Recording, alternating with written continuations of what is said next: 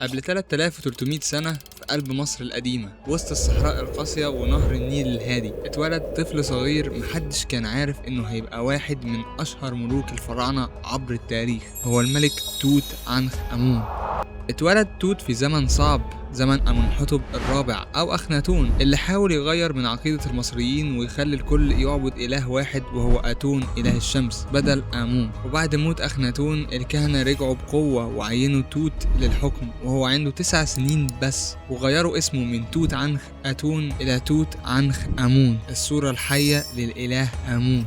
كبر الملك توت ورجع مصر لسابق عهدها قبل أبوه أخناتون، ولكنه عاش فترة قصيرة جدا، مات وهو عنده حوالي 18 سنة تقريبا. لحد النهاردة علماء المصريات مش متأكدين من سبب الوفاة. البعض بيقول مؤامرات داخل القصر الملكي بسبب وجود آثار لجمجمته المكسورة ورجله، أو إنه عمل حادثة بالعربية الحربية، محدش عارف الحقيقة فين.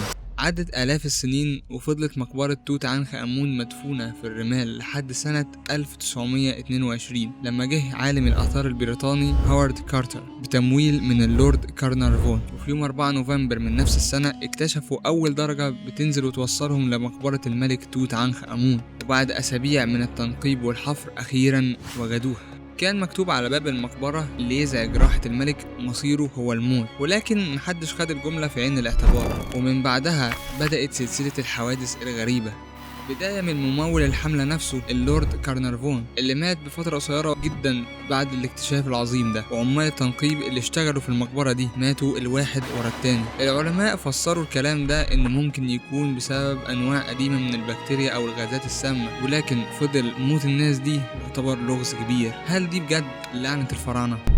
في مقبرة توت عنخ آمون وجدوا حوالي ما بين 5000 قطعة أثرية، ولكن كان في قطعة واحدة بس هي الأقيم والأعظم والأروع، هو القناع الذهبي للملك توت عنخ آمون. قناع بملامح هادية تديك إحساس بالهيبة والعظمة، مصنوع من أكتر من 11 كيلو من الذهب النقي مرصع بالأحجار الكريمة. القناع ده بقى واحد من أهم رموز الفراعنة والحضارة المصرية القديمة. وبعد سنين من الاكتشاف العظيم ده والبحث وتحليل مقبرة توت عنخ آمون والقطع الأثرية اللي موجودة فيها اللي اتفرقت في جميع أنحاء مصر، رجع يتلم شملها تاني في مكان واحد، وهو واحد من أهم إن لم يكن أهم متحف أثري في العالم كله، هو المتحف المصري الكبير اللي تم نقل كل القطع الأثرية لمقبرة توت عنخ آمون ليتم عرضها بالكامل زي ما كانت في مقبرته بالظبط. المكان ده هيفتح للعالم بوابة جديدة لكتابة التاريخ تاني.